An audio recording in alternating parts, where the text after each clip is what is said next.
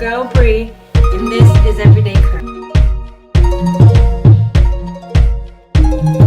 Do you ever feel like, as a natural girl or as a natural curly girl, you just want to give up and just stop being natural and go right on back to that creamy crack, to the relaxer, to get that straight hair, manageable hair that's easy, wrap it at night and be gone with it?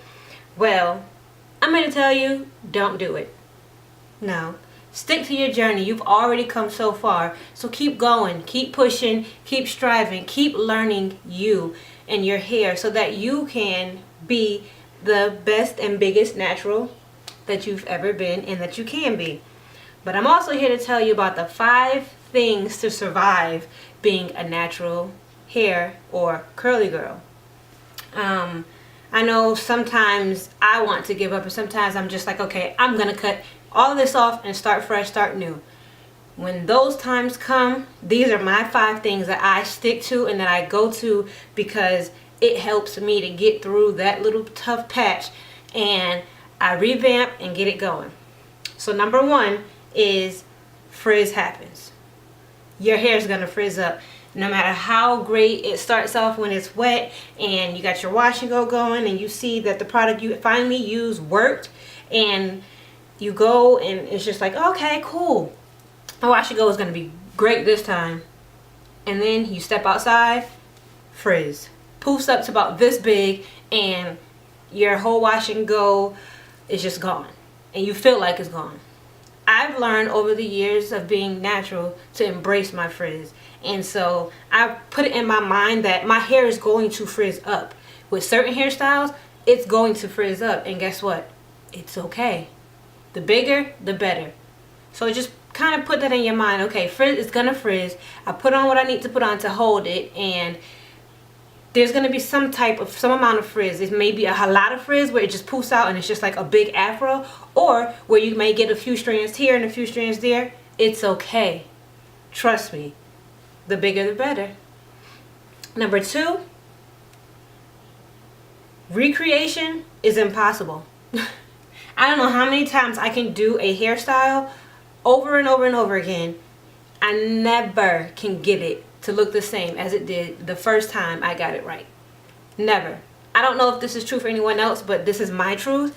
And when I try to recreate a hairstyle, I put it in my head and let myself know it's not gonna look the same. It may be different. It would be different, but it may be better. And then sometimes it may not work out as good as you thought it was, or as good as it was previously, but it still looks good. As long as it still looks good, you're great. Put it in your head that maybe this style won't turn out how I did it the first time because it was great, but it's still going to turn out good. Okay? 3rd, shrinkage. We all have learned about shrinkage the first time we've done our hair as a natural, fully natural. It shrinks up so bad. My hair is literally down my back now, but when I wear my wash and go, it's shoulder length. Almost bra strap length. Well, no, it's more shoulder length, so it comes to more so about here. And so it basically shrinks up so bad, and my hair is past my bra, almost waist length when it's stretched. So the shrinkage is real. We all know that, but it's a truth that I had to come to terms with. My daughter's hair shrinks like crazy. When I say crazy, I mean super crazy. Her hair is probably to her waistline stretched, but when it's wet and shrunken into its natural state, it comes to about maybe mid-neck, not even touching her shoulders yet. Her shrinkage is definitely real. So embrace your shrinkage. There's things that you can do as well to stretch your hair in its natural state. There's banding. There is you can use different type of curl formers to straighten and stretch your hair. You have curl formers. You have twisting method or braiding method where you can braid it or twist it, take it out, and it's stretched like how we do most of our hairstyles on our old twist outs or old braid outs. Your hair stretched, and even when you don't wash and goes, you can actually band your hair to make your curls stretch more and make your wash and go stretch longer. Number 4, there are no, and I repeat, no 2 naturals that are alike. No matter how much you love a certain vlogger or blogger, and you watch them over and over again, you try what they try and it's probably not working for you, there's no two naturals alike. So you have to come to terms and come to grips with that. No matter how much I love Natural 85 Whitney, or how much I love watching Sunkissed Alba, my hair is not like theirs. And what they use and the products they use don't necessarily work for my hair. So what I try to do is I look at their technique. I do look at the products they use. Sometimes I use the products they use to see if it'll work for my hair. Most times, or most of the time, it doesn't work. But I've tried it. I'm learning. I'm learning my hair and what my hair likes. Just like I had to relearn my hair as it gets longer. Each length or each step, it's a new process, a new go around. So right now, with my hair being as long as it is now, it didn't do what it did before. So I'm learning the process. So reaching out and looking at these YouTubers and looking at these different bloggers and seeing, oh, okay, well, they use this technique. Let me try this technique and see if it works for me. But I know in the back of my head that there are no two naturals that are alike. So I'm not going to go, oh, it didn't work, so I'm going to unsubscribe from her channel. No. That's not what this is about. Just put it in your head and know that there are no two naturals that are alike. I've said it like 5 times in this one little piece, but it's one of those things you have to get in your head. So you can't say, oh, what do you use on your hair? Or what is it that you do? You could get it as a general idea, but don't think because it worked for them, it's going to work for you. And last but not least, heat. Heat is a frenemy. Heat is a friend and can also be an enemy. I learned that last year, that heat was not probably my best friend the way I used it. So that's how it could be an enemy. If you use heat incorrectly, it'll definitely change and alter the state of your hair.